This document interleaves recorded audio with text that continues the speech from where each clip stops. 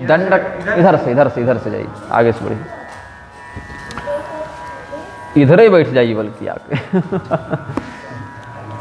दंडक वन का स्मरण करते हैं।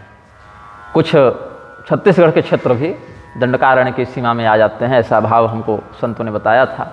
तो इसका नाम दंडक वन पड़ा क्यों था, इस पर एक छोटा सा इतिहास बताता हूँ। एक राजा थे जिनका नाम था दंड। ये शुक्राचार्य जी के शिष्य थे। तो एक बार क्या हुआ, ये राजा दंड जो हैं अपने गुरु जी से मिलने के लिए उनके आश्रम में गए हुए थे। ये वाल्मीकि रामायण इत्यादि के सिद्धांत से बता रहा हूँ कि राजा दंड जो हैं वो अपने गुरु जी शुक्राचार्य जी के यहाँ गए हुए थे। शुक्राचार्य जी आश्रम में नहीं थे, उनकी पुत्री थी विरजा, तो अरजा, क्षमा करें विरजा नहीं अरजा। तो अरजा जो है वो बहुत सुंदर थी और राजा दंड उनको देखकर भ्रष्ट हो गए, उनकी मति बिगड़ गई। तो उन्होंने अरजा का बलात्कार कर दिया अपने ही गुरुजी की बेटी का और चले गए।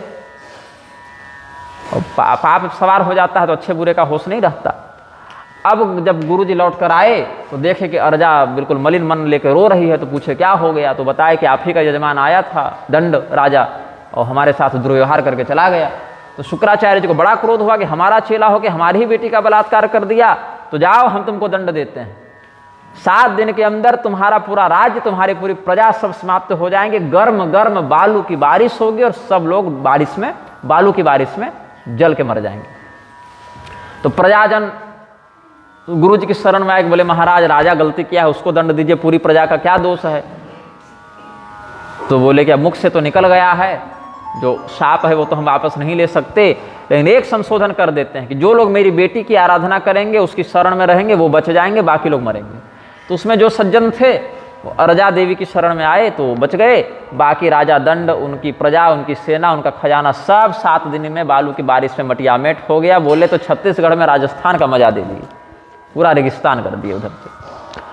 अब बहुत दिनों तक यहाँ पर कोई घास भी न उगे, केवल बालू बालू था। तब कहीं कहीं कोई ऋषि महर्षि सोचे कि वहाँ कोई कष्ट देने नहीं जाएगा, एकांत में वहाँ तपस्या करेंगे, तो यहाँ फिर आए और कहीं कहीं अपने आश्रम बनाए और कुछ फूल फुलवार लगाए। तो उनकी तपस्या के प्रभाव से बहुत वर्षों के बाद, हजारों वर्षों के बाद फिर यहाँ जंगल उगा, तो दंडकारण्य बन गया। अरण्य मतलब जंगल, वन, दंडक वन चाहे दंडकारण्य, दंडक कानन। और फिर भी वहाँ आपत्ति आ गई कि फिर राक्षस लोग पहुँच गए। तो फिर भगवान ने राक्षसों का संहार करके दंडकारण्य को पवित्र कर दिया, सुरक्षित कर दिया। तो भगवान ने तो एक दंडकारण्य को पवित्र किया, लेकिन नाम जो है असंख्य लोगों के मन में जो वो पाप के फलस्वरूप दंडकारण्य बना हुआ है, उसको पवित्र करने का कार्य करता है। भगवान ने निशिचर निकर दले रघुनंदन प्रतिज्ञा की थी ना, निश्चर ही न करो मही भुज उठाए प्रणकिन। तो भगवान ने अपनी प्रतिज्ञा के अनुरूप जितने भी धर्मद्वेषी निशाचर थे उनका संहार कर दिया। और नाम आज तक कलियुग के द्वारा जितने राक्षसी वृत्तियों का प्रसारण किया जा रहा है, आसुरी वृत्तियों का प्रसारण किया जा रहा है, उनका शमन करते रहते हैं नाम।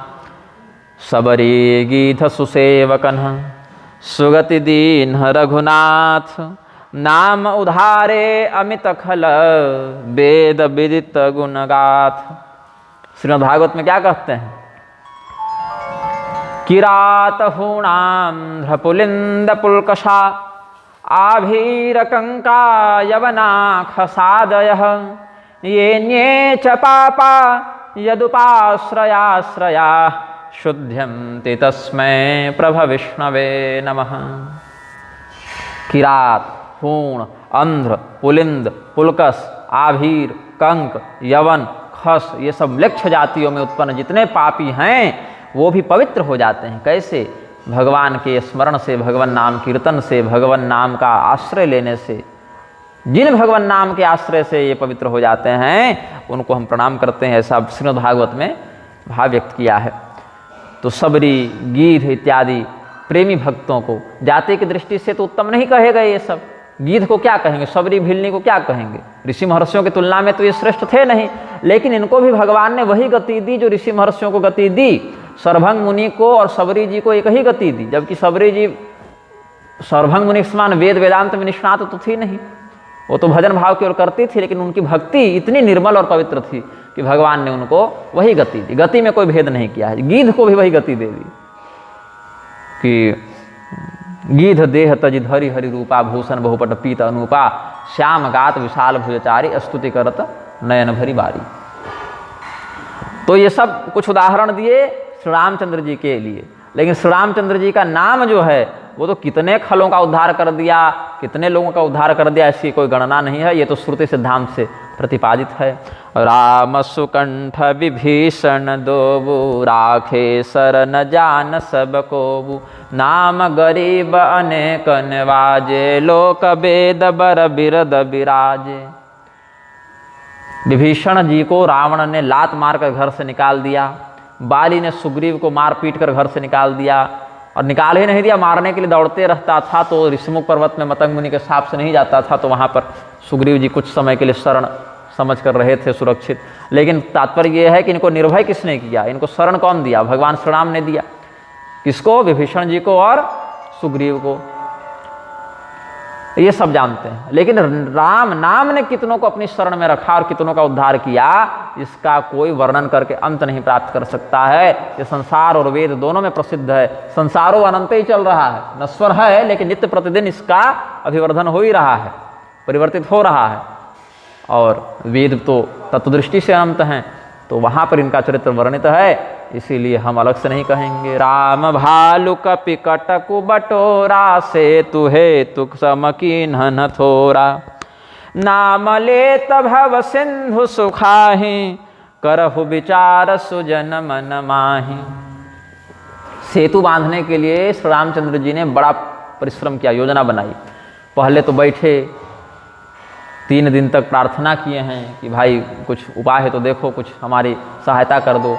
बाद में जब नहीं हुआ काम तो क्रोध किया, फिर समुद्र ने कहा कि प्रभु क्षमा कीजिए, गलती हो गई, आपके प्रभाव को नहीं जानते थे। फिर वानर भालुओं ने बड़ा परिश्रम किया, बहुत बढ़िया योजना चली। तो सेतु बंधन कब हुआ, कितने दिन में हुआ, इस पर मतभेद है, लेकिन वाल्मीकि रामायण के अनुसार 5 दिन में, जहाँ तक हमको स्मरण आ रहा है, 5 दिन में सेतु बंधन हुआ है।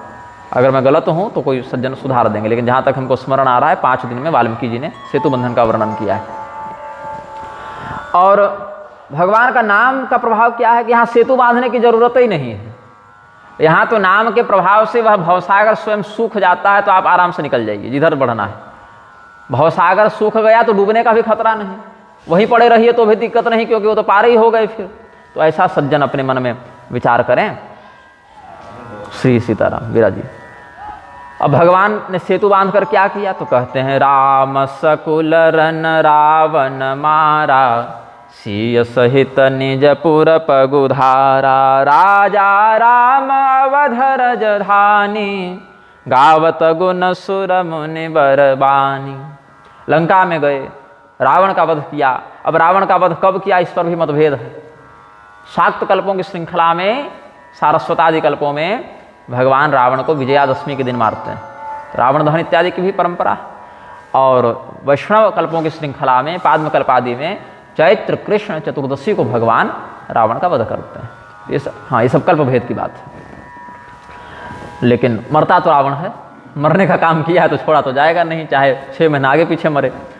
तो भगवान ने रावण को कैसे मारा, सकुल मारा, पूरे कुल के साथ मार दिया। बोले तो विभीषण जी क्या थे, कुल में ही तो थे। तो बात ऐसी है कि रावण का सकुल का तात्पर्य है कि रावण की विचारधारा से जो लोग सहमत थे, रावण की आसुरी चित्तवृत्ति जिन लोगों को व्याप्त की थी, ऐसे दुष्टों को भगवान ने मारा। क्योंकि भक्त क्या है, जब वो आए विभीषण जी, ऐसे तो पहले भी विभीषण जी पवित्र हैं, धर्म रूपो विभीषण। विभीषण जी साक्षात धर्म के अवतार हैं। जैसे युधिष्ठिर जी धर्मराज हैं, वैसे विभीषण जी भी धर्मराज हैं। तो विभीषण जी अधर्म न सोचते हैं, न करते हैं, और न करने के लिए प्रोत्साहित करते हैं। अधर्म करते भी नहीं हैं और करवाते भी नहीं हैं। एक बड़ा सुंदर स्मरण मुझे हो आया, स्कंद पुराण का भाव है कि भगवान श्री रामचंद्र जी जब साकेत चले गए और कुश महाराज अयोध्या की गद्दी पर विराजमान हुए, उत्तराधिकारी वही थे, भगवान के बाद कुश बैठे हैं गद्दी पर, तो लंका वाले राक्षसों ने उत्पात करना प्रारंभ कर दिया था। ऐसा एक समाचार उनको प्राप्त हुआ कि अब देखिए राक्षसों को खाने पीने की लत लगी हुई थी, काहे सब साधु बनने जावे, राजा बदल गया तो प्रजा थोड़ी पूरी बदल जाती है, पीने खाने की लत लगी है तो उत्पात करते थे। तो प्रजाजन, अब वो भी अयोध्या की गद्दी चक्रवर्ती गद्दी थी, प्रजाजनों ने आकर कहा तो इधर से एक दूत को चिट्ठी देकर लंका भेजे हैं ये कुश जी। लेकिन लंका जब भेजे तो समुद्र का जो सेतु है भगवान ने त्रिभंग किया है, 3 स्थानों से तोड़ा है, विभीषण जी के ही कहने पर कि प्रभु लंका तो दुर्भाग्य दुर्ग था, अब आप तो इसमें पुल बना दिए तो हमारी पूरी तो असुरक्षित हो गई। तो भगवान ने उसको तोड़ दिया है और कहा कि अब इस पुल का प्रयोजन समाप्त हो गया, अब इसकी कोई आवश्यकता नहीं है। तो दूत जो है, अब इस पर क्या होता है, दूतावास होता है, अलग अलग देशों में दूतावास होते हैं राजाओं के।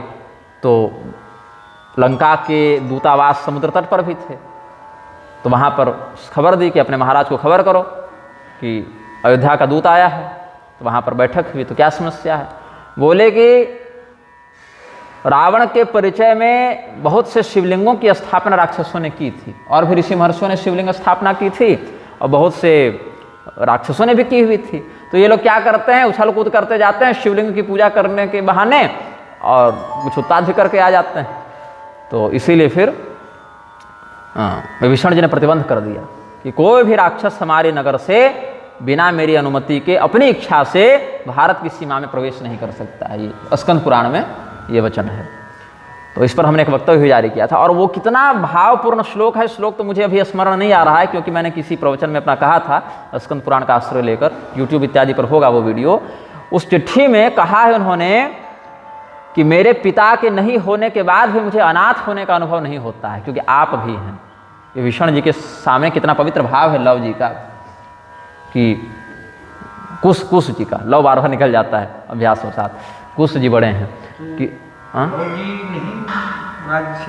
नहीं, एक ही भाई न राजा बनेंगे, प्रधानदास, उनको अलग गद्दी दी गई थी। ऐसे 8 को गद्दी मिली है, चारों भाई के 2 बेटे हुए, 8 गद्दी बटी है पूरी। लेकिन अयोध्या की जो पैतृक गद्दी है वो कुश के हाथ में आई। बाकी जैसे मथुरा की गद्दी शत्रुघ्न जी के लड़कों को मिल गई, ऐसे करके अलग अलग बंटवारा हुआ है, लेकिन अयोध्या की जो पैतृक गद्दी है वो कुश जी के हाथ में थी, जो परंपरा हमको पौराणिक मत में प्राप्त हुई है।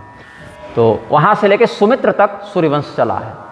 वही आगे फिर जाकर 5-7 पीढ़ी में ये सुदर्शन राजकुमार का चरित्र है। वहाँ पर श्रृंगवेरपुर वाले जितने निषाद थे ना, और गुह राजा के जो, तो गुह भी चले गए थे। तो 5-7 पीढ़ी जाने के बाद ये लोग डकैत बन गए थे। हाँ, अनुशासन समाप्त होने लगा फिर धीरे धीरे। तो भगवती दुर्गा फिर आती हैं, उन्होंने फिर सबका शोधन किया था। ये देवी भागवत में फिर ये सब प्रकरण है। तो यहाँ पर भगवान का स्मरण करते हुए कहते हैं महाराज कुश कि हमारे पिता तो चले गए अपने दिव्य धाम में, तो हमको फिर भी अनाथ होने का अनुभव नहीं लगता है। आपको देखता हूँ तो लगता है कि महाराज जनक हमारी रक्षा कर रहे हैं, हमारे पिता श्री रामचंद्र जी हमारे पास हैं। अभिभावक की दृष्टि से विभीषण जी को देखते थे, गार्जियन हैं घर में, ऐसा। तो एक दूसरे का सम्मान ये लोग करते रहते थे। तो यही मुझे स्मरण आया कि सकुल, पूरे कुल के साथ रावण को मारा, लेकिन विभीषण जी तो बच गए। तो विभीषण जी रावण के दल के हिस्सा थे ही नहीं। जिस क्षण रावण ने स्वेच्छा से उनका परित्याग कर दिया तो कुल से बहिष्कृत करके निकाल दिया। विभीषण जी और उनके जितने समर्थक अनुयायी थे सब रावण के पक्ष में नहीं रहे, फिर वो श्री राम दल में आ गए।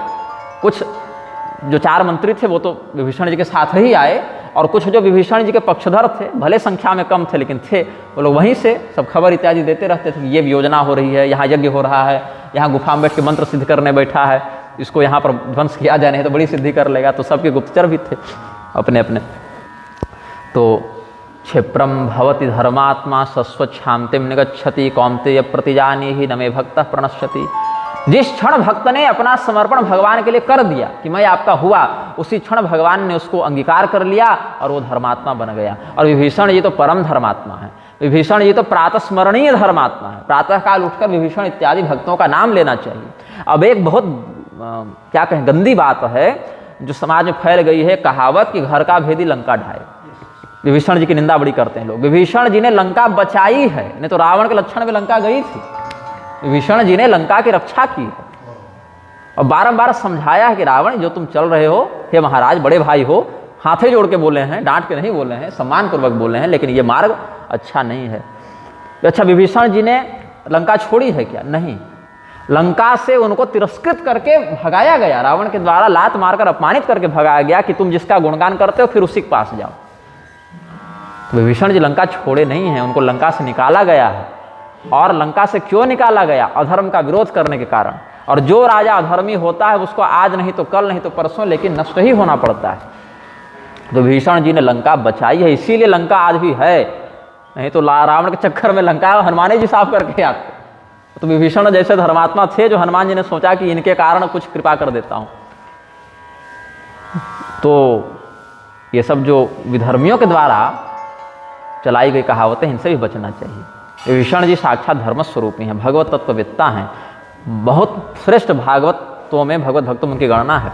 पुण्यानिमान परम भागवता नमामि, ऋषियों ने प्रणाम किया है उनको। तो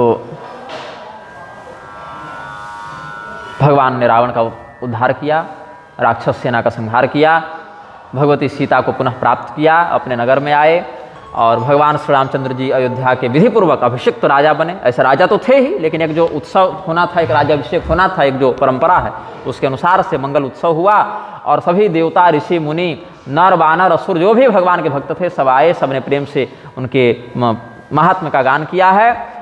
और उसमें भी आश्रय किसने दिया? नाम ने आश्रय दिया, क्योंकि उन राक्षसों को, उन वानरों को कुछ समय आतिथ्य का लाभ देकर भगवान ने फिर अपने अपने घर भेज दिया था। हनुमान जी केवल बच गए थे, बाकी को तो भगवान ने कहा आप अपने अपने घर जाइए, अपना राज्य संभालिए अपना, और हमारा स्मरण करते रहिएगा।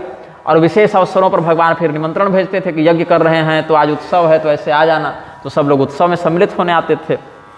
आज जन्मोत्सव है तो आज विवाहोत्सव है तो आज यज्ञोत्सव है, अलग अलग उत्सव हैं। तो भगवान के नाम का ही आश्रय लेकर वो लोग प्रेम पूर्वक रहते थे। इसीलिए नाम के प्रभाव से भक्तों के मन में भगवान के वियोग का अनुभव नहीं होता था कि भगवान हमसे दूर हैं, ऐसा अनुभव नहीं होता था। तो फिरत स्नेह मगन सुख अपने, नाम प्रसाद सोच नहीं सपने। सपने में भी भगवान नाम के प्रभाव के कारण उनको कष्ट नहीं होता था, वियोग का अनुभव नहीं होता था। इसीलिए जो हमने पहले दिन या दूसरे दिन के व्याख्यान में कहा था, चरितम रघुनाथस्य शतकोटि प्रविस्तरम, वाल्मीकि जी ने जब श्री राम चरित्र का लेखन किया तो 100 करोड़ श्लोक तक लिखते ही चले गए। तो उसमें फिर बंटवारा करना प्रारंभ किया महादेव जी की अध्यक्षता में। भगवान नारायण के सम्मति से महादेव जी ने बंटवारा किया, तो 100 करोड़ श्लोकों को 33 करोड़ बांटा, फिर 1 करोड़ बचा उसको लाख में बांटा, फिर 1000 बचा तो 1 लाख बचा, फिर उसको 33 हज़ार में बांटा, फिर 1000 बचा तो 333 में बांटा, 1 श्लोक बचा तो राम रामेति रामेति वाला श्लोक बचा। 32 अक्षर हैं इस श्लोक में, उसमें से 10 अक्षर बांटे तो 2 अक्षर बचा, रा और म, उसको अपने अधिकार में महादेव जी ने स्वीकार किया। तो ब्रह्म नामते नाम बड़, तारक ब्रह्म जो राम है उसमें भी जो शब्द ब्रह्म है उसकी महिमा बताते हैं गोस्वामी जी के। ब्रह्म रामते नाम बड़, वरदायक वरदानी, रामचरित शतकोटि मह, लिय महेश जिय जानी। शतकोटि प्रविस्तर श्री रामचरित्र में जो सार है और सर्व प्राणभूत जो प्राणोद्बोधक जो तत्व है राम नाम, उसको ये ग्रहण करते हैं श्री महादेव जी। इसके बाद श्री सुखदेव जी का एक भाव यहाँ पर गोस्वामी जी ग्रहण करते हैं। श्रीमद् रामेति नामैव जीवनानां च जीवनम, कीर्तनात् सर्वरोगेभ्यो मुच्यते नात्र संशयः। ब्रह्मांड शतदानेन यत्फलं समुदाहृतं, या ब्रह्मांड शतदाने तु यत्फलं समुदाहृतं, तत्फलादधिकं विद्यात् सकृत् श्रीराममुच्चरन्। शुक सनकादि सिद्ध मुनि योगी ये लिखे हैं। तो सुखदेव जी का मत भी समझना आवश्यक है कि श्री राम नाम जो है वो प्राणियों का प्राण है, जीवनों को धारण करने वाले प्राणियों में जो प्राण शक्ति है, जीवन शक्ति, वो राम नाम ही है। और इसके कीर्तन से समस्त रोगों का समापन होता है। सैकड़ों ब्रह्मांडों को दान करने का, थोड़ी बहुत भूमि दान करने का नहीं, या घर दान करने का, हाथी घोड़ा गाड़ी दान करने का नहीं, सैकड़ों ब्रह्मांडों को दान करने का जो फल बताया गया है वो भी राम नाम के विधिपूर्वक एकमात्र भी उच्चारण का समतुल्य भाव ग्रहण नहीं कर सकता। भगवान का नाम ही श्रेष्ठ माना जाएगा, क्योंकि ब्रह्मांड तो नश्वर तत्व है ना, भगवान अविनाशी तत्व है। इसीलिए नश्वर की तुलना चाहे करोड़ों करोड़ों ब्रह्मांड के समान हो जावे, लेकिन वो नाम की तुलना में छोटे ही रहेंगे, लघु ही रहेंगे। नाम प्रसाद शंभु अविनाशी, साज अमंगल मंगल राशि। कैसा है भगवान महादेव का स्वरूप? साज कैसा है, श्रृंगार कैसा है? तो अमंगल है। और तत्व क्या है? तो मंगल है। अमंगल्यम शीलम तव भवतु नामैवमखिलम तथापि स्मृतॄणां वरद परमं मंगलमसि। पुष्पदंताचार्य जी महिम्न में कहते हैं, सुख सनकादि सिद्ध मुनि जोगी नाम प्रसाद ब्रह्म सुख भोगी।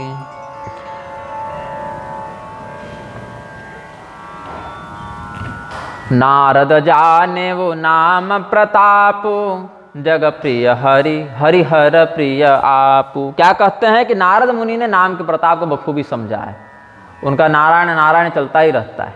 तो इससे क्या लाभ हुआ? भगवान संसार के प्यारे हैं, संसार में जो भी सज्जन है वो किनसे प्रेम करते हैं? भगवान से प्रेम करते हैं। और भगवान को कौन प्रिय हैं? तो महादेव जी प्रिय हैं। सर्वोत्तम वैष्णव तो वही हैं, महादेव जी सबसे ऊपर वैष्णव हैं।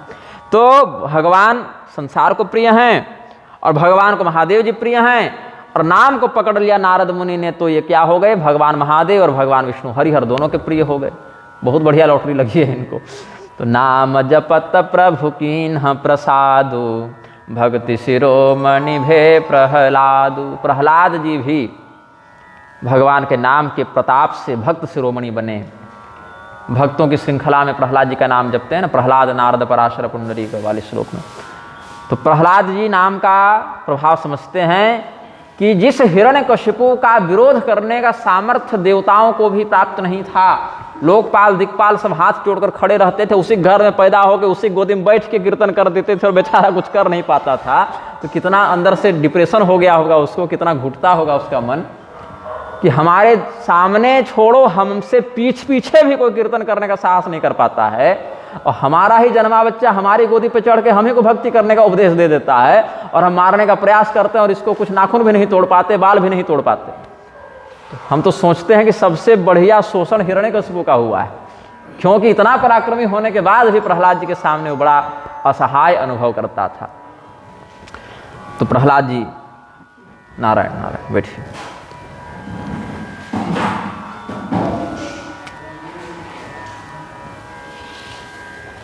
राम नाम जपताम कुतो भयम। श्री राम नाम के जप में जो लगे रहते हैं उनको किसी प्रकार से भय कैसे हो सकता है? ऐसा नृसिंह पुराण आदि का वचन स्मरण करते हैं।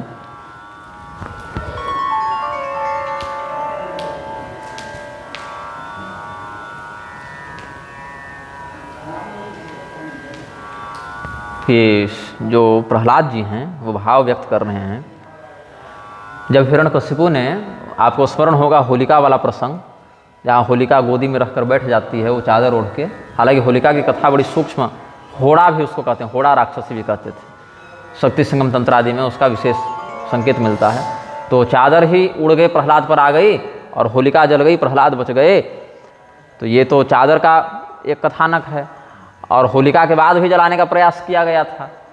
ऐसे भी चादर हटाओ जी फिर इसको जलाओ, तो चादर के न रहने पर भी प्रहलाद जी जलते नहीं थे, और कहते थे अपने पिता को, पश्यतात मम गात्र सन्निधौ पावकोपि सलिलायते धुना, कि हे पिताजी अभी भी आपको भरोसा नहीं हो रहा है, अभी भी जो मैं आपको दिखाना चाह रहा हूँ वो नहीं दिख रहा है। देखिए आपने मुझे चारों ओर से दहकते अग्निकुंड में बैठा दिया है, लेकिन हमको यहाँ पावक भी शीतलता का आनंद दे रहा है, इसमें किसका प्रताप है? तो राम नाम जपताम कुतो भयम। राम नाम के जप करने वाले को इस प्रकार के प्रपंचों से भय कैसे हो सकता है? ये प्रहलाद जी कहते हैं। ध्रुव सगलानि जपे वो हरे नाम।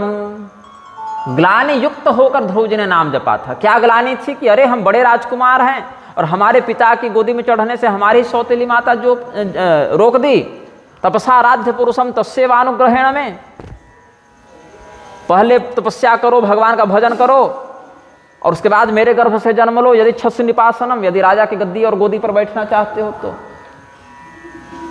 तो दुरुक्ति से विद्ध होकर ध्रुव जी घर छोड़कर चले गए कि हाँ जपेंगे। किसको जपेंगे पता ही नहीं है, क्या जपेंगे पता ही नहीं है, कहाँ जाके जपेंगे पता ही नहीं है। तो सदगुरु का मार्गदर्शन हुआ, कहीं सप्तर्षि आए हैं, कहीं नारद मुनि आए हैं। विष्णु पुराण की परंपरा में सप्तर्षि आए हैं और श्रीमद् भागवत पुराण की परंपरा में नारद मुनि आए हैं।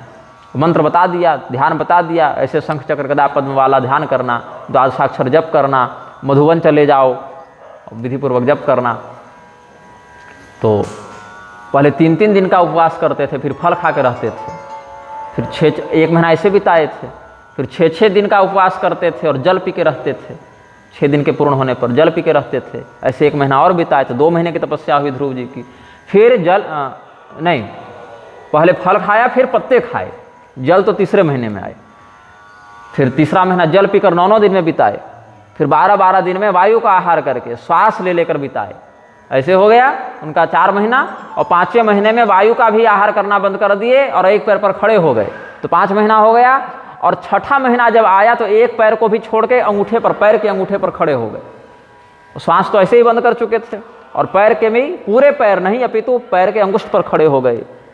तब सब लोग जब भगवान के पास गए हैं तो भगवान कहते हैं उत्तान पादिर्मयि संगतात्मा। हम समझ गए ये उत्तान पाद का लड़का हमारे अंदर इतना भयंकर, भयंकर तो अभयंकर, वस्तुतः अभयंकर एकाग्रता को धारण कर लिया है कि उसी के तेज से, उसी की तपस्या से तुम लोग सब व्यथित हो रहे हो, सबका सांस रोक दिया है वो लड़का।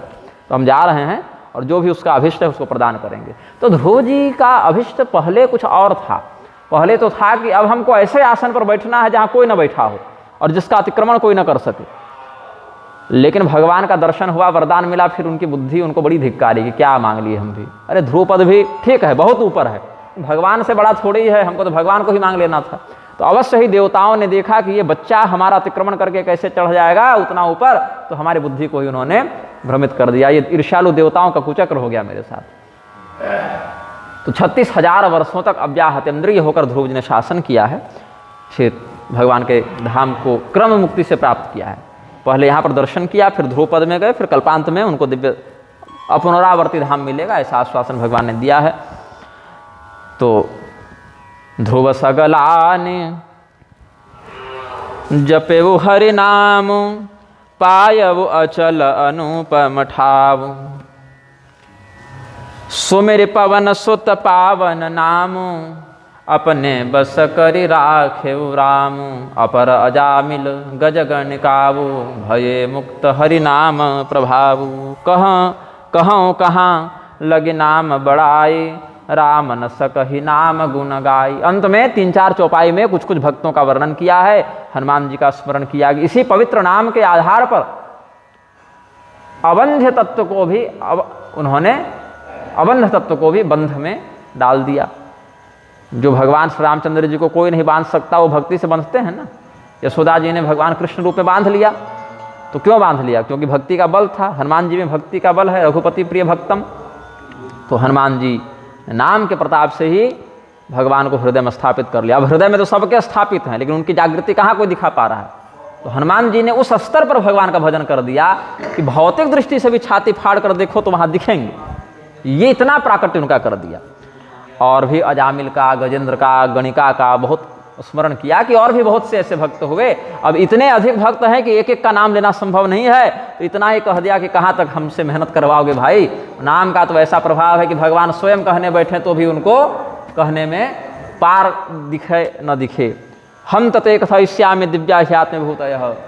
इधर से आ जाइए, आगे से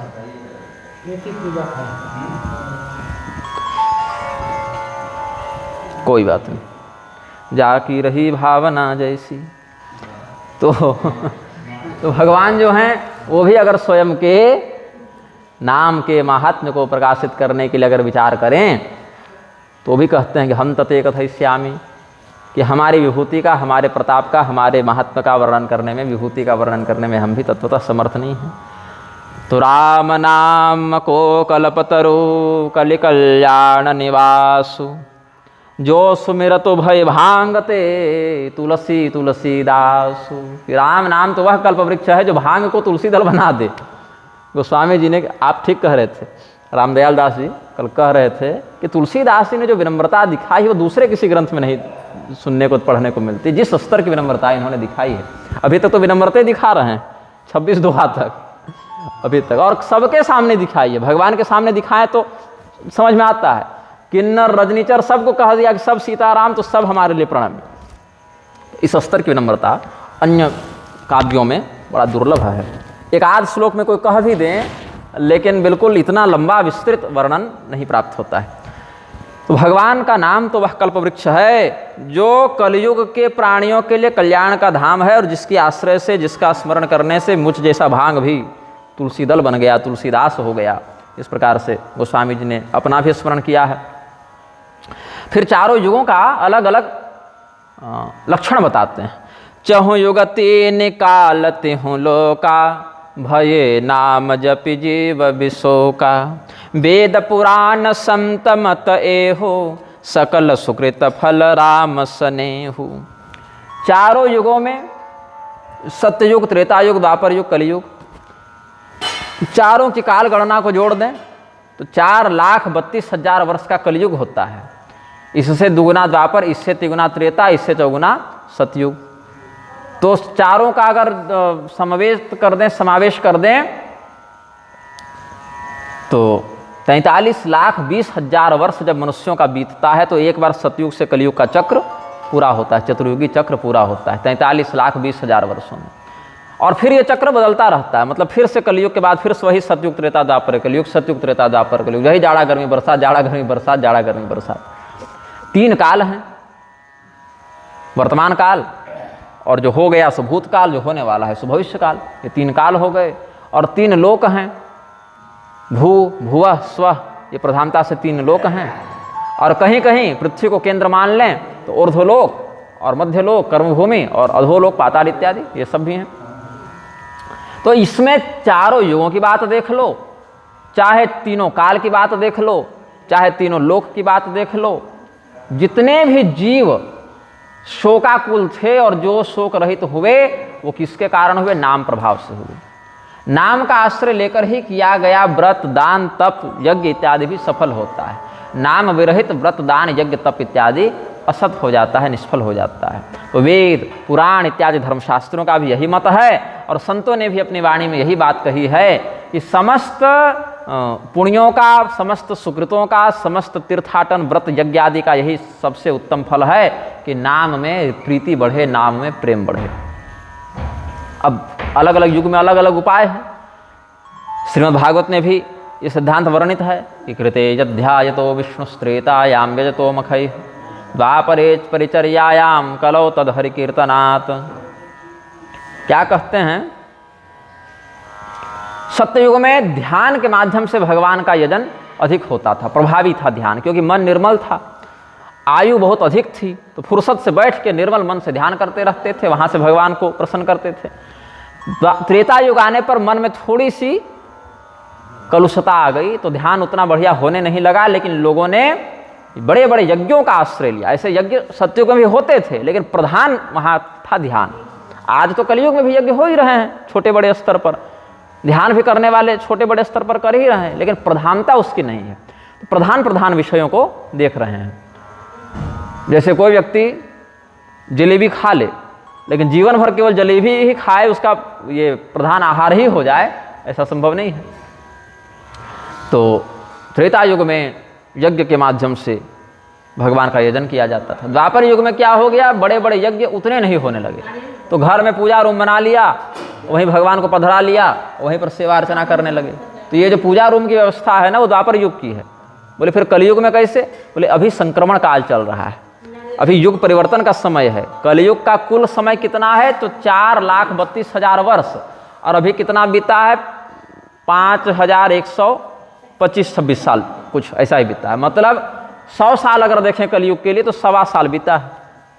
इसीलिए कुछ इसमें द्वापर युग की परछाई आती है। जब ऐसा सम्मिश्रण, संध्या काल जिसको कहते हैं, युग संध्या काल, तो जैसे संध्या काल में कुछ दिन का भी लक्षण दिखता है, कुछ रात्रि का भी लक्षण दिखता है, वैसे युग संध्या काल में जिस जिस युग का मिश्रण हुआ है उसके कुछ कुछ लक्षण दिखते हैं। तो कुछ कलयुग का और कुछ द्वापर युग का भी लक्षण देखने को मिलता है। तो द्वापरे परिचर्यायाम, ध्यान प्रथम युग, मख युग दूजे, द्वापर परितोषत प्रभु पूजे। और कलयुग में तो कलि केवल मल मूल मलिना, पाप पयो निधि जन मन मीना। पाप रूपी समुद्र का उद्भव स्थान ही कलयुग है, और इसमें सभी लोग मछली बन के तैर रहे हैं, मछली बन के डूबे हुए हैं। इसी में पैदा होना है, इसी में जिंदा रहना है, इसी में मर जाना है। तो यह कलयुग रूपी पापमय समुद्र में सब डूबे हुए हैं, और इसमें बचें कैसे? तो नाम काम तरु काल कराला, सुमिरत समन सकल जग जाला, राम नाम कलि अभिमत दाता, हित पर लोक लोक पितु माता। इससे संपुट होके सामने वाले गांव में बड़ा कीर्तन होता है, पाठ होता है, सुबह सुबह मैं सुनता हूँ, तो इसी का संपुट लगाते हैं वो लोग ना, कलयुग के प्रभाव को दूर करने के लिए लगता है संकल्प करते होंगे कुछ भक्त लोग। तो नाम क्या है?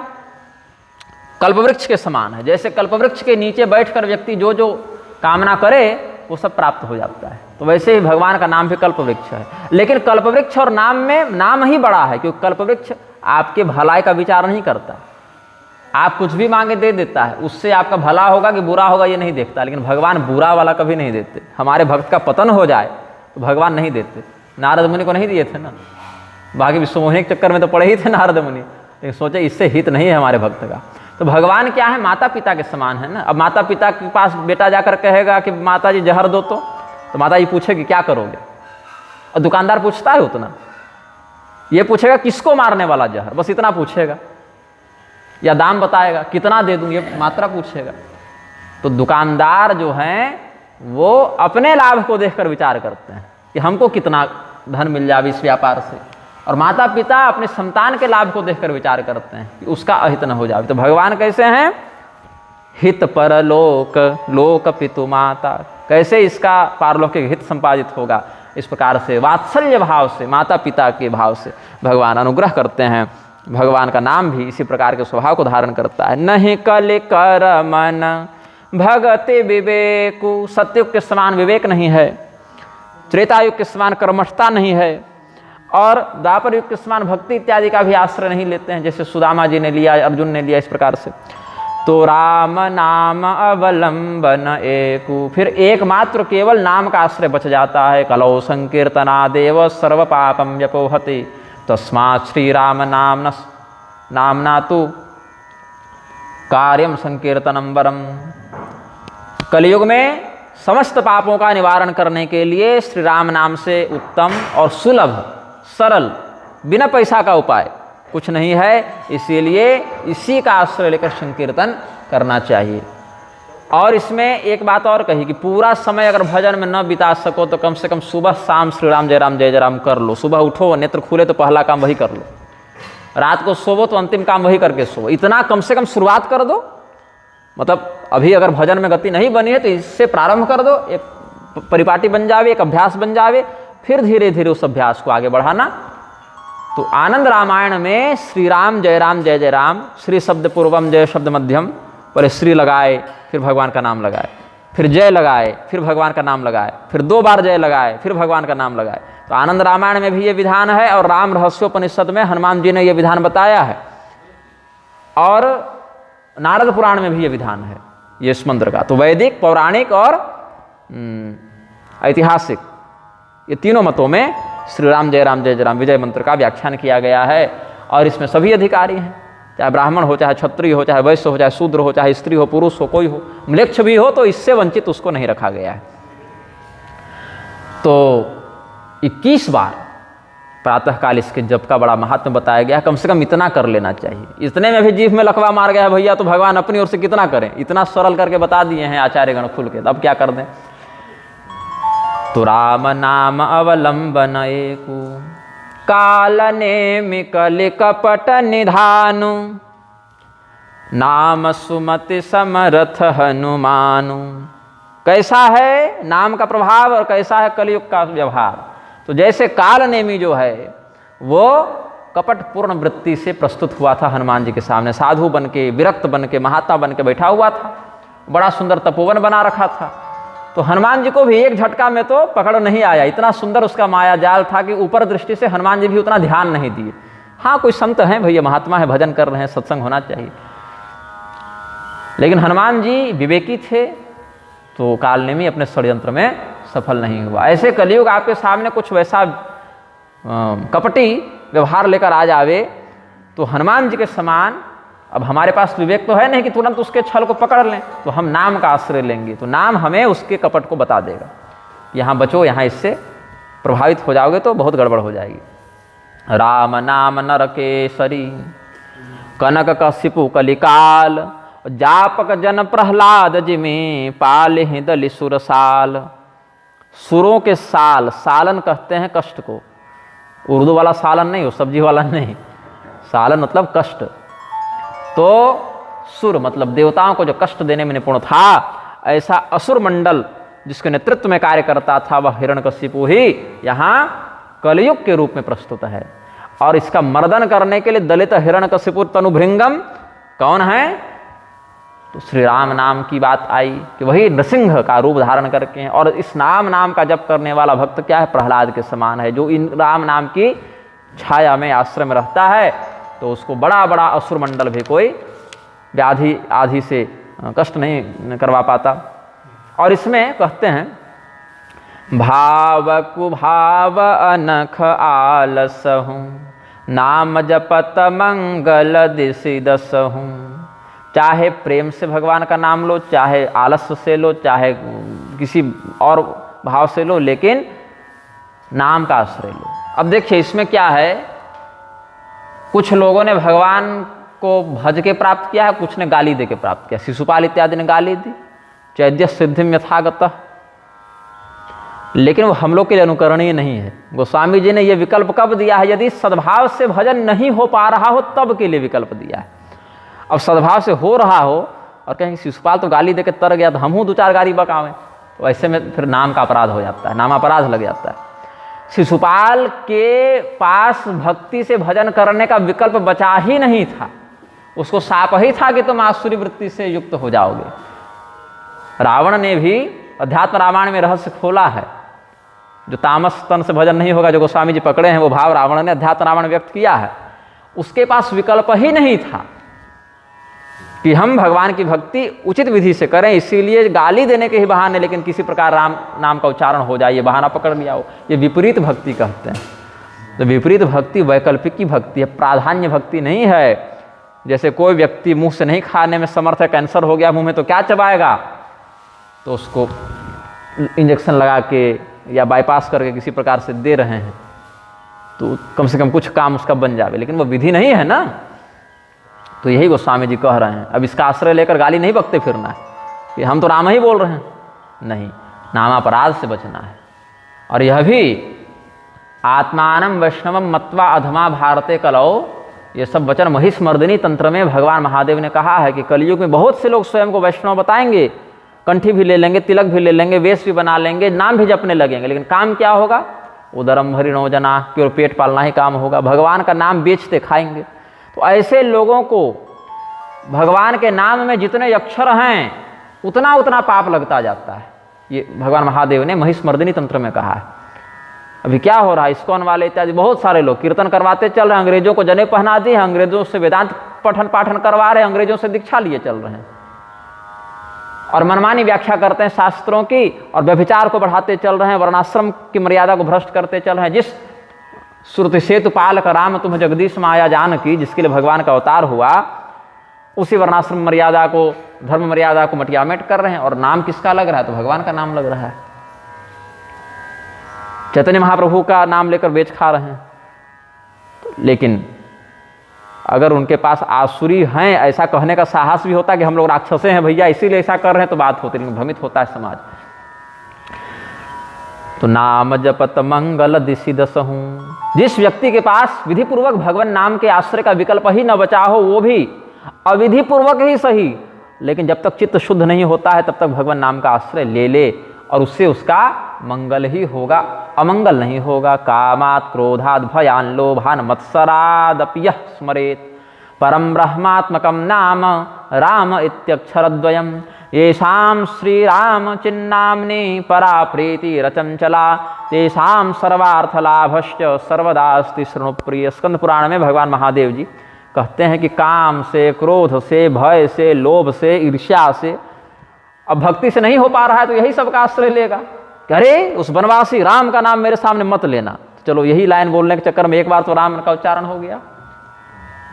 उस राम की शरण में रहते हो तो निकल जाओ मेरे महल से, उसी की शरण में जाकर बैठो। तो एक बार और डांटे तो क्रोध के बहाने कम से कम एक बार और राम मुख से निकल गया, तो रावण क्या करे? यही विधि का आश्रय लेता था। अरे इस कृष्ण को तो मथुरा वालों ने शरण नहीं दी तो जाकर गोकुल में बैठ गया। शिशुपाल ने कहा, इसी बहाने इस पंक्ति में कृष्ण शब्द का एक बार उच्चारण हो गया, क्योंकि प्रभु प्रणाम करके तो कहने की बुद्धि है नहीं, आसुरी चित्तवृत्ति इतनी गहरी है।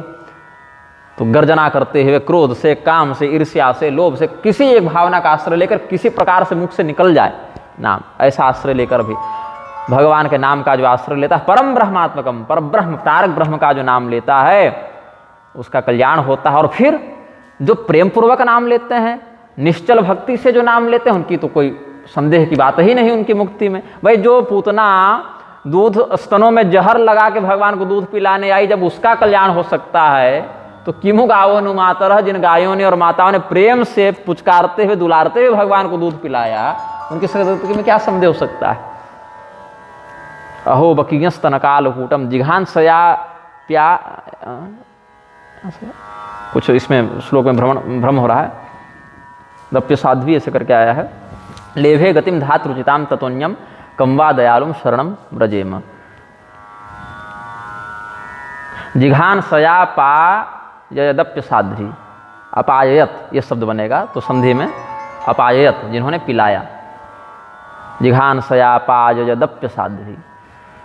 तो श्लोक में भूल रहा था मारुतिदास जी, लेकिन वो कहाँ से वो धातु रूप बनेगा तो ये स्मरण आ गया, तो वहाँ से उसका विच्छेद करके श्लोक संशुद्धि कर ली हमने। तो इसीलिए यद्यपि बहुनाधिशय पुत्र तथापि पठ व्याकरणम। अब मेरी व्याकरण में उतनी गति तो नहीं है, लेकिन पिताजी ने इतना पढ़ा दिया है कि कहीं फंसूँ तो निकल जाए वहाँ से विषय। मारने की इच्छा से जिन्होंने दूध पिलाया उसको भी भगवान ने वह उत्तम गति दे दी। धातृचिताम, धात्री माता को जो गति मिलनी चाहिए वो गति भगवान ने दे दी। तो यशोदा जी की, देवकी जी की, कौशल्या जी की, या ऐसे ही जिन्होंने भगवान से मातृवत स्नेह किया है, उनकी गति में क्या संदेह हो सकता है। तो भगवान के नाम में जिनका चित्त बिल्कुल अचंचल भाव से व्याप्त हो गया है, जिनका प्रेम अचंचल भाव से, निश्चल भाव से व्याप्त हो गया है, उनको तो हर प्रकार से सर्वदा सर्वथा लाभ ही है। सुमेरे सो नाम राम गुण गाथा, करुणाई रघुनाथ ही माथा। मोर सुधारहि सो सब भांति, जासु कृपा नहीं कृपा अघाति। राम सुस्वामी सुकुसेवकु मोसे, निज दिशि देखि दया निधि पोसे।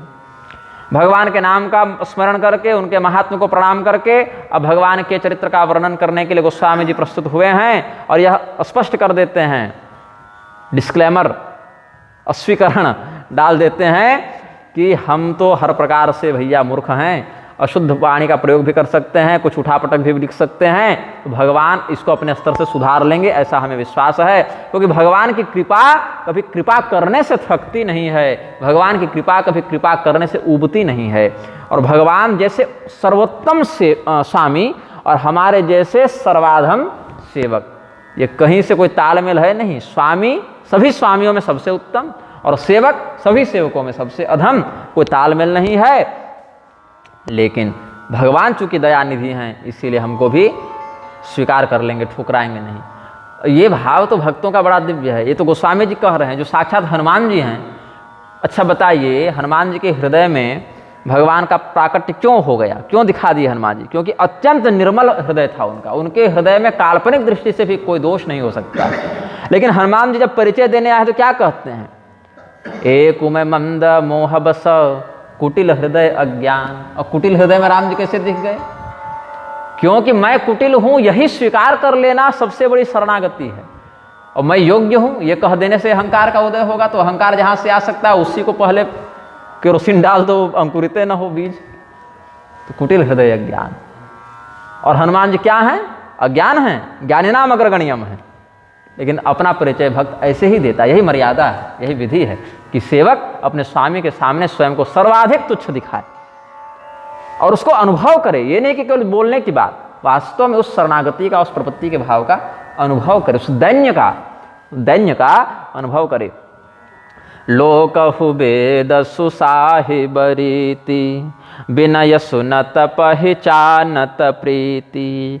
गनी गरीब ग्राम नर नागर, पंडित मूढ़ मलिन उजागर। कहीं धनी गरीब भी है, कहीं गनी गरीब भी है। गीता प्रेस ने गनी छापा है, अन्य ने धनी छापा है। अर्थ वही है, जिसके पास बहुत धन है या जो गरीब है, जो बहुत बड़े गांव का जमींदार है, चाहे छोटा किसान है, चाहे कोई ग्रामीण व्यक्ति है, चाहे कोई शहरी व्यक्ति है, कोई बहुत पंडित है, कोई मूढ़ है, कोई मलिन है, कोई बहुत निपुण है, विद्वान है, कुशल है, चाहे कोई सुकवि है, चाहे कोई कुकवि है, किसी भी प्रकार से कोई भी है, सब कुछ भगवान की प्रजा का अंश हैं। और ये सब लोग जो हैं, जैसे कोई राजा की स्तुति करता है, प्रजा में हर प्रकार के लोग हैं, कोई धनी है, कोई गरीब है, कोई मूर्ख है, कोई पंडित है, कोई सुंदर है, कोई कुरूप है, तो ये सब लोग प्रजा में जो अलग अलग लोग हैं, जो विविधता है प्रजा की, वो राजा की स्तुति तो करती हैं। तो वैसे ही हम भी भगवान की स्तुति करते हैं, चाहे भगवान हमको किसी भी श्रेणी में रखें, लेकिन भगवान हमारे राजा हैं, जगन्नाथ हैं, तो हम उनकी स्तुति करते हैं। और राजा जो हैं, अच्छे राजा क्या करते हैं, अपने उन स्तुति गायकों के स्वभाव को, शील को समझकर उनका यथोचित सम्मान भी करते हैं। तो सुकवि कुकवि निज मति अनुसारी, नृपहि सराहत सब नर नारी, साधु सुजान सुशील नृपाला, ईस अंश भव परम कृपाला। तो जिस राजा के शरीर में सभी देवताओं की प्रतिष्ठा राजाभिषेक के समय की जाती है, विष्णु पुराण में कहा है इसका वर्णन। राजा वेन भी यही चक्कर में अहंकारी हुआ था कि जब सब देवता हमारे अंदर हैं तो हमारे पूजा करो फिर, तो इससे दिक्कत हो गई ना। ब्रह्मा जनार्दनो रुद्र इंद्रो वायुर्यमो रविः, एते चान्ये च ये दे हुत भुग्वरुणो धाता पूषा भूमिर्निशाकरः, एते चान्ये च ये देवा शापानुग्रहकारिणः, नृपस्य ते शरीरस्थाः सर्वदेवमयो नृपः। ब्रह्मा विष्णु रुद्र इंद्र वायु यम रवि अग्नि वरुण धाता पूषा इत्यादि आदित्य भूमि चंद्रमा, ये सब देवता जो वरदान और शाप देने में समर्थ हैं, ये सब हे राजन तुम्हारे शरीर में प्रतिष्ठित हैं, ऐसा उपदेश करके, ताकि इन देवताओं के कर्तव्य को तुम प्रजा पालन में प्रत्यक्ष अभिलक्षित करो, ऐसा कहते हैं। इसीलिए राजा को सर्वदेवमय भी कहा गया। सर्वदेवमयो राजा सर्वदेवमयो हरि। भगवान विष्णु में भी सभी देवता हैं और राजा के अंदर भी, जो विधिपूर्वक, अब ऐसे ने वोट पा के बन गए, वो सब राजा नहीं है। विधिपूर्वक परंपरा प्राप्त क्षत्रिय जब अधिकृत शासन में अपने आचार्यों के द्वारा अभिषिक्त किया जाता है और उस कर्तव्य का पालन करता है, तब उसमें देवताओं की प्रतिष्ठा होती है। कर्तव्य का पालन नहीं करे तब भी दिक्कत है।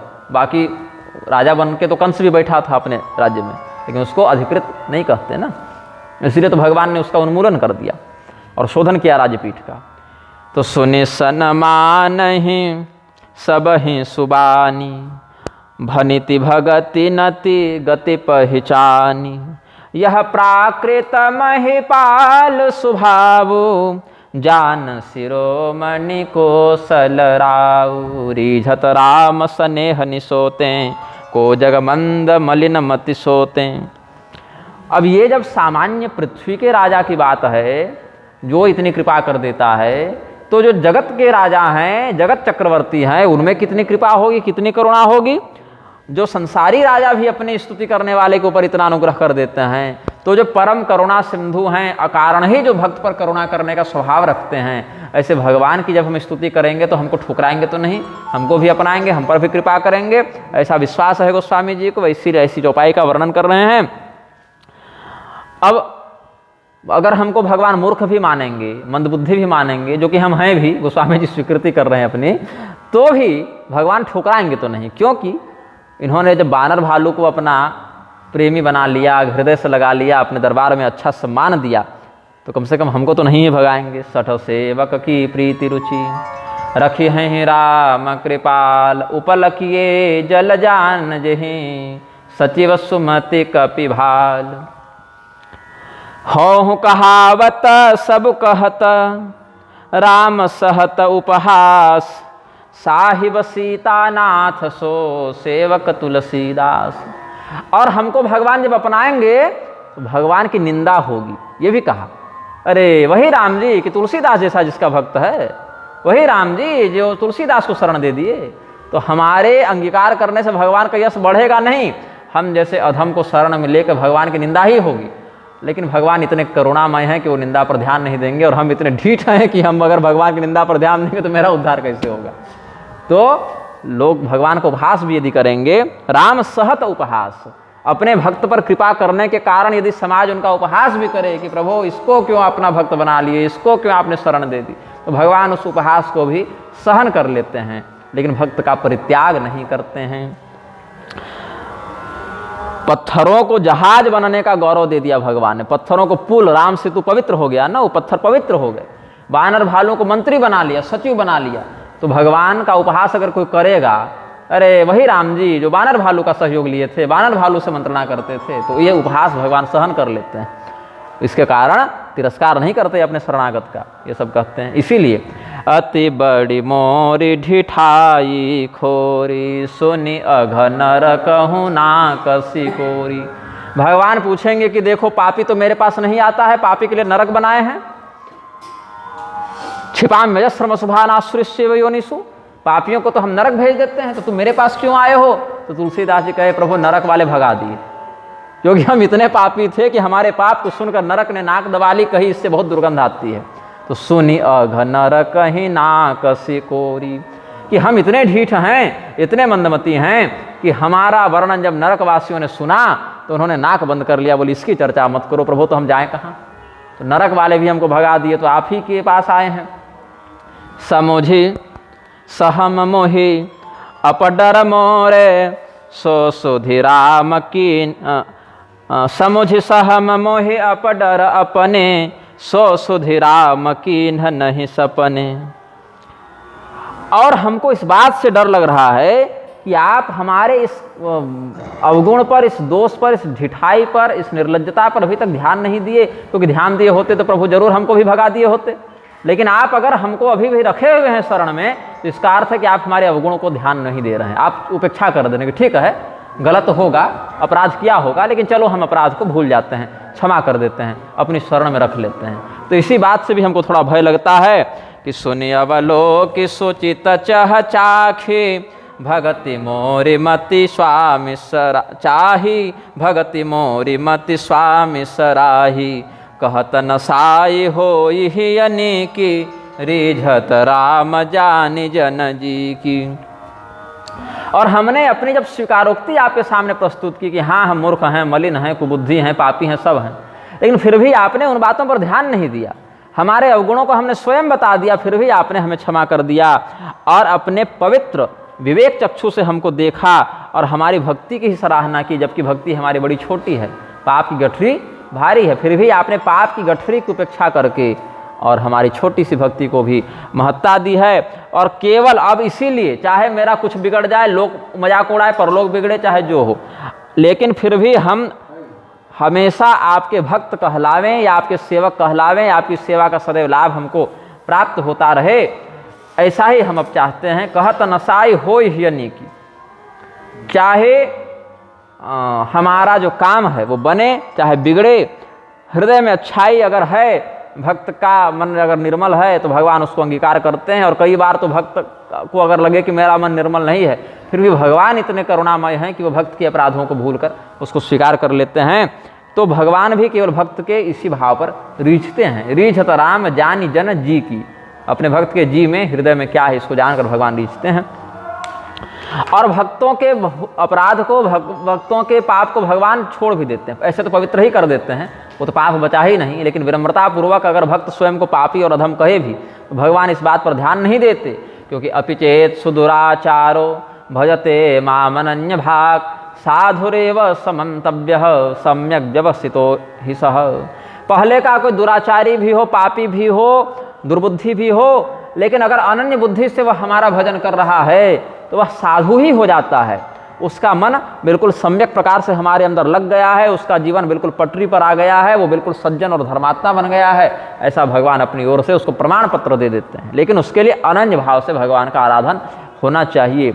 इसीलिए गोस्वामी जी कहते हैं, रहित न प्रभु चित चूक किए की, करत सुरति सय बारहिए की, जेहि अघ बधेउ व्याध जिमि बाली, फिर सुकंठ सोई कीन्ह कुचाली, सोई करतूति विभीषण केरी, सपने हूँ सोन राम ही अहेरी, ते भरत ही भेटत सन्माने, राज सभा रघुबीर बखाने। अब ये सब चौपाई थोड़ी भ्रामक है, इन चौपाइयों का जो तात्पर्य है उसको लोग समझते नहीं हैं और अनुचित अर्थ में प्रवृत्त कर देते हैं। कैसे, इसको समझाता हूँ। भगवान अपने भक्त के अपराध को भूल जाते हैं, क्षमा कर देते हैं, अन्यथा जिस अपराध के कारण उन्होंने बाली को मार दिया वही अपराध जब सुग्रीव ने किया तो उनको क्यों नहीं मारा, वही अपराध जब विभीषण ने किया तो उनको क्यों नहीं मारा। तो बाली को क्यों मारा? अपने भाई की पत्नी को अपनी पत्नी के समान रख लेने के कारण बाली को मारा। अनुज बधू भगनी सुत नारी वाला वहाँ विषय बता दिया। और वही जब बाली की पत्नी तारा को सुग्रीव ने अपनी पत्नी बना लिया तो भगवान ने क्यों नहीं मारा। मंदोदरी को जब विभीषण ने अपनी पत्नी बना लिया तब क्यों कोई नहीं मारा, भगवान ने दंड क्यों नहीं दिया। तो आजकल कुछ दुर्बुद्धि असंयमी लोग विधवा विवाह का समर्थन करने के चक्कर में यही दोनों का नाम लेते हैं। हमारे फेसबुक यूट्यूब पर भी आकर बड़ा प्रलाप करते हैं, सुग्रीव जी ने भी तो किया था, विभीषण ने भी तो किया था। तो पहले समझना चाहिए कि सुग्रीव जी मनुष्य नहीं है, सुग्रीव जी किमपुरुष योनि के देवता हैं। और उन किमपुरुषों की स्त्रियां जो होती हैं वो स्त्रियां अप्सरा योनि की होती हैं। हनुमान जी की माता जी भी जो थी वो पुंजिक स्थला अप्सरा थी जो अंजना के रूप में आई थी। तो ये अप्सराएं होती हैं और इनके पति किमपुरुष नाम के देवता होते हैं जो पशु पक्षी इत्यादि के रूप में दिखते हैं। पहला रहस्य ये है। दूसरा रहस्य ये है कि मंदोदरी और तारा की गणना पंचकन्या में होती है, अहल्या, द्रौपदी, तारा, कुंती, मंदोदरी तथा।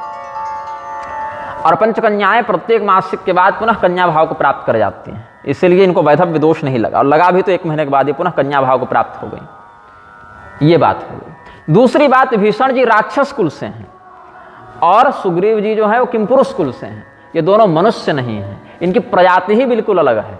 इसीलिए मनुष्यों के ऊपर जो वर्ण धर्म इत्यादि लागू होता है वो उन पर लागू नहीं होता। तो एक भ्रम और उत्पन्न हो गया कि जब लागू नहीं होता तो बाली की भी गलती नहीं थी, एक तर्क ये हो सकता है। तो इसीलिए बाली की गलती थी वहां पर, क्योंकि जिस सुग्रीव की पत्नी का उन्होंने अधिग्रहण कर लिया था वो पत्नी उनके साथ रहना नहीं चाहती थी, उनकी इच्छा के विरुद्ध रखा था, और वो सुग्रीव के साथ रहना चाहती थी, उनसे प्रेम करती थी। तो अप्सराओं में भी अगर एक देवता के प्रति वो समर्पित हैं तो अनुचित उपभोग कोई दूसरा नहीं कर सकता है, इसीलिए वहां पर वो मर्यादा लागू हो जाती है। अगर रुमा का भी प्रेम बाली के प्रति होता तो भगवान हस्तक्षेप नहीं करते, या सुग्रीव जी मर गए रहते तब भी हस्तक्षेप नहीं करते, या रुमा पंचकन्या में भी होती और सुग्रीव जी मर गए रहते या रुमा ही प्रेम करते तो भी हस्तक्षेप नहीं करते। सुग्रीव जीवित थे, रुमा उनसे प्रेम करती थी और उन दोनों की इच्छा के विरुद्ध बाली ने ऐसा किया था, इसलिए भगवान ने उसको मृत्युदंड दिया। लेकिन जब बाली मर गया तो तारा पंचकन्या में होने के कारण 1 महीने के वैधव्य के बाद पुनः कन्या भाव को प्राप्त कर गई, तो वो दोष कट गया। दूसरे ये किमपुरुष योनि के देवता और अप्सरा हैं, इसलिए दूसरा दोष कट गया। और तीसरे, तारा को सुग्रीव के साथ पत्नीवत व्यवहार करने में कोई आपत्ति नहीं थी, इसीलिए भी कोई दोष नहीं लगा। ये भी एक रहस्य है। तो इन सब प्रकरणों को समझे बिना केवल देखा देखी कि हाँ उन्होंने किया तो हम विधवा विवाह करावें, तो यमराज के यहाँ वो थेसरे नहीं चलेगी, उठा कड़ाही में डाल दिया जाएगा। तो पूरा प्रकरण समझना पड़ेगा। ऐसे ही राक्षस कुल में अगर विभीषण जी का उदाहरण देकर कहते हैं कि वो भी तो अपने भाई की मरे भाई की पत्नी से विवाह किए, तो भैया विभीषण जी आकाश में उड़ते भी थे, और राक्षसों को शिव जी का वरदान है कि वो केवल बच्चा पैदा करेंगे, पालन पोषण नहीं करेंगे, जन्म लेते उनके बच्चे बड़े हो जाएंगे। वाल्मीकि रामायण को उत्तरकांड देख लीजिए, साल कटंकटा को क्या वरदान दिया है शिव जी ने। राक्षसगण बच्चे का पालन पोषण नहीं करते, बच्चा पैदा होता है बड़ा होता है सीधे, और जन्मजात अंतर्ध्यान होना, माया स्वरूप बना लेना, ये सब सिद्धियां उनमें होती हैं। वो प्रजाति ही बिल्कुल अलग है भाई। कल को तुम कहोगे कि कुत्ता और कुतिया दिन में रमण करते तो हम करेंगे, तो उसकी प्रजाति अलग ना है। तो जब तुम देवताओं की नकल नहीं कर सकते, पशुओं की नकल नहीं कर सकते, तो भैया मनुष्य के घर पैदा हुए तो मनुष्य जैसा रहो, जो कहा गया है शास्त्र का उसका पालन करो, थेथरे मत करो। तो भगवान ने इन भक्तों के अपराध को भी क्षमा क्यों किया? क्योंकि भगवान तत्व दृष्टि से अपराध को नहीं अपराध में गिन रहे थे, और नहीं तो न्याय करने के समय जब आए हैं तो सीता जी का भी पुनः वनवास दिया है, लक्ष्मण जी का भी अंत में परित्याग किया है जब काल लक्ष्मण संवाद हुआ है। ये सब भी अध्यात्म रामायण में, भूसुंडी रामायण में और आनंद रामायण में, वाल्मीकि रामायण में सब कथाएं हैं। तो भगवान कभी पक्षपात नहीं करते हैं। भगवान के भक्त अपराध कर ही नहीं सकते, ऐसा विश्वास भी तो होना चाहिए। इसलिए विभीषण जी जब स्वयं धर्म रूपी हैं और सुग्रीव जी जब स्वयं उतने धर्मात्मा हैं, तो क्यों ऐसा कुकर्म कर सकते हैं? इसका अर्थ है कि उन्होंने कुकर्म नहीं किया था। तो उन्होंने जो किया वो फिर किस माध्यम से कुकर्म नहीं था, इसके पीछे शास्त्रोचित चिंतन करना चाहिए। वो थे क्या, उन पर कौन कौन से नियम लागू होते हैं, ये सब देखना पड़ेगा ना। तो और भगवान ने जब भरत जी के सामने उनका परिचय दिया है तो अपने भाई के समान परिचय दिया है, सम्मान पूर्वक परिचय दिया है, राज्यसभा में उनका सम्मान किया है। प्रभु तरु तर कपि डार पर ते किए आप समान, तुलसी कहूँ न राम से साहिब शील निधान। भक्त कहाँ बैठता है? नीचे, और भगवान कहाँ बैठते हैं? ऊपर, या सेवक नीचे और स्वामी ऊपर। ये बानर भालू अद्भुत सेवक थे, भगवान पेड़ के नीचे बैठे हैं, बानर लोग ऊपर बैठे हुए हैं, पेड़ पर टंगे हुए हैं। लेकिन भगवान ने इसको अपना तिरस्कार नहीं माना कि अरे हम नीचे और तुम ऊपर टंगे हुए हो। नहीं, भगवान प्रेम के कारण, उनकी निश्चलता के कारण, वानर हैं इनका स्वभाव ही ऐसा है, इसीलिए भगवान ने प्रेम से उनके उस भाव को भी स्वीकार किया। जैसे कोई बच्चा अपने पिता के कंधे पर भले बैठ जाए लेकिन पिता को आनंद होता है, बल्कि अपने कई बार कंधा में बैठा लेता है तो पिता को आनंद होता है और बच्चे को तिरस्कार का दोष भी नहीं लगता। इसी प्रकार भगवान का वात्सल्य इनके प्रति है, इसीलिए भगवान ने इनको अपने ही समान कर लिया, बना लिया। ऐसे शील निधान, ऐसे सद्गुणी सेवक के ऊपर कृपा करने वाले, ऐसे अकारण करुणा वरुणालय दूसरे स्वामी कहाँ मिलेंगे? ऐसा गोस्वामी जी कहते हैं। राम निकायी रावरी, ये जो निकाई है, अच्छाई है, ये जो आपकी है सब ही को नीक, जो यह साची है सदा, तो नीकन तुलसीक। एक यहाँ पर दोहा वर्णित है जो बहुत से प्रतियों में प्राप्त नहीं होता है, लेकिन बीच में कहीं कहीं किसी प्रति का आश्रय लेकर कहते हैं कि प्रभु आपकी यह जो निकाय है, ये जो अच्छाई है, ये सभी जीवों के लिए सही है, और जब सभी जीवों के लिए सही है तो सभी जीवों में हमारी भी गणना हो गई, तो हम भी अच्छे हो गए आपके भक्त होने से। और इसमें एक गूढ़ भाव और कहते हैं, निकाई जो घास उखाड़ने को निकाई कहते हैं कई भाषाओं में। तो जब खेत में कोई फसल लगती है तो उसमें जो खर पतवार हो जाता है उसको निकाल देते हैं, उसको खोद देते हैं, उखाड़ कर फेंक देते हैं घास को। लेकिन अगर वहाँ तुलसी का पौधा मिल जाए तो उसको उखाड़ते नहीं हैं, या उखाड़ भी दिया तो फेंकते नहीं, कहीं बढ़िया जगह लगा देते हैं। तो वैसे ही प्रभु दूसरे को अगर आप उखाड़ कर फेंक भी देंगे तो हमको मत फेंकिएगा, हम तुलसी हैं। हमको अगर उखाड़िएगा भी तो जगह पर सुरक्षित शरण दे दीजिएगा, ये भी एक भाव है। लेकिन ये दोहा बहुत से प्रतियों में, लगभग अधिकांश प्रतियों में प्राप्त नहीं होता है, ये समझना चाहिए। तो इसमें जो गोस्वामी जी का भाव है, जब गीता प्रेस जब छापना प्रारंभ किया तो अधिकांश जगहों पर गीता प्रेस का जो है सो ग्रंथ चलने लगा। तो गीता प्रेस की प्रतियां जहाँ जहाँ पर गईं वहाँ पर ये दोहा भी गया। तो ये दोहा है प्रामाणिक, लेकिन क्या होता है कि कई बार जब पांडुलिपिकार जब पांडुलिपियाँ बनाते हैं तो भ्रमवशात या और किसी कारण से वो दोहा अंकित करना भूल जाते हैं। तो क्या होता है, कई बार दोहा में पाठभेद हो जाता है, चाहे दोहा में एक दो ऊपर नीचे चौपाई गड़बड़ हो जाती है, ऐसा भी हो जाता है। तो उसमें 20-30 प्रतियों का आश्रय लेकर समझना पड़ता है। तो गीता प्रेस के ही पाठ का आश्रय लेकर लगभग प्रकाशकों ने छापा है, तो फिर ये चौपाई भी मान्य रूप से परिगणित है, नहीं तो बहुत सी प्रतियों में ये दोहा नहीं मिलता है। अब इसमें आगे का दोहा चिंतित करते हैं। एहि विधि निज गुण दोष कही, सब ही बहुरी सिर नाई, बरनौ रघुबर बिसद जस, सुनि कलि कलु सनसाई। अब इस प्रकार से अपने गुणावगुण का वर्णन करने के बाद, जैसा कि अभी तक करते आ रहे हैं, सबों के चरणों में अपने मस्तक को नवाकर, सबों के चरणों में अपने मस्तक को झुकाकर भगवान का वह चरित्र अब विधिपूर्वक वर्णित करने के लिए हम तैयार होते हैं, जो कलयुग के समस्त पापों का शमन करने के लिए उद्यत है, मोर्चे पर डटा हुआ है। इस प्रकार से यही सब जो पाठ भेद कहीं कहीं मिलता है, उसके कारण बहुत प्रपंच हो जाता है। गिरधर मिश्र एक बार बैठे उठे 3000 गलती निकाल दिया रामचरितमानस में, चित्रकूट वाले। 3000 गलती है कह दिए तो अयोध्या के साधुओं ने कहा कि फिर आप अयोध्या मत घुसिएगा। फिर बाद में संत समाज की बैठक हुई, उस पर पंचायती हुई, फिर वो अपनी प्रतियां जो छपवाए थे उसको सरजू जी में बहा दिए, गंगा जी में बहा दिए, बहुत विवाद हुआ।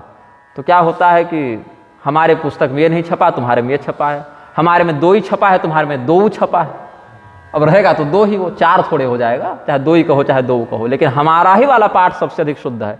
इसके चक्कर में विवाद हो जाता है, विद्वान लोग अपना व्यायाम दिखाते रहते हैं, और भक्तों को भी थोड़ा कष्ट होता है कि हर गुरु के चेले हैं तो हमारे गुरु जी सही, तुम्हारे गुरु जी गलत के चक्कर में कई बार भावनात्मक कष्ट भी हो जाता है भक्तों को। तो जो जिस रूप में प्राप्त है हम स्वीकार करते हुए आगे बढ़ते रहते हैं। प्रेम से बोलिए आनंद कंद भगवान की जय। भगवान नाम संकीर्तन करें। सीताराम सीताराम सीताराम सीताराम सीताराम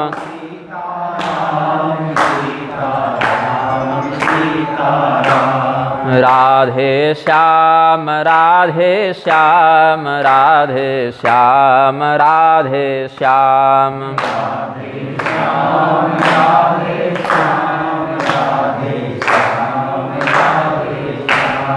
सीताराम सीताराम सीताराम सीताराम सीताराम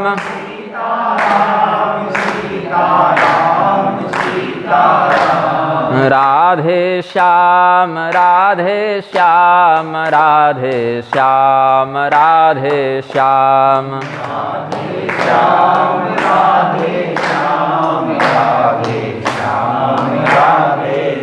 अच्छा, यहाँ जो दोहा है, मैं जैसे पाठ भेद की बात कर रहा था, जैसे इस प्रति में ये लगभग 80 वर्ष 90 वर्ष पुरानी प्रति है। इस प्रति में जो दोहा संख्या है, वर्णव रघुवर विशद यश सुनी कली कलुष नसाई, ये 38वां संख्या का दोहा छापे हैं महाराज ने।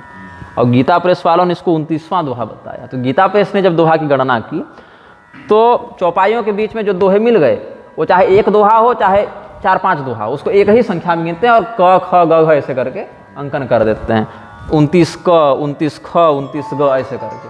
और बहुत से प्राचीन प्रतियों में उन दोहाओं को स्वतंत्र दोहा मानकर भी गणना की गई है। जैसे यहाँ पर 3 दोहा प्रभु तरुतर से लेके कली कलुष नसाए तक 29 ही माना है। 29 क 29 ख 29 ग। और इस प्रति में 36 37 38 कर दिए हैं। तो ये भी मतभेद है कि कितने दोहा हैं। तो ये सब पर भी बहुत विद्वानों का विवाद होता है। अस्तु, कल से याज्ञवल्क्य मुनि के चरित्र का विस्तार करते हुए आगे बढ़ेंगे। प्रेम से बोलिए आनंद कंद भगवान की जय। श्री सीतारामचंद्र भगवान की, श्री उमापति महादेव की, श्रीमद् जगद्गुरु रामानुजाचार्य भगवान की जय। श्रीमद् जगद्गुरु रामानंदाचार्य भगवान की जय। समस्त श्री वैष्णव समाज की जय। श्रीमद् गोस्वामी तुलसीदास जी महाराज की, श्री मारुति धाम की जय।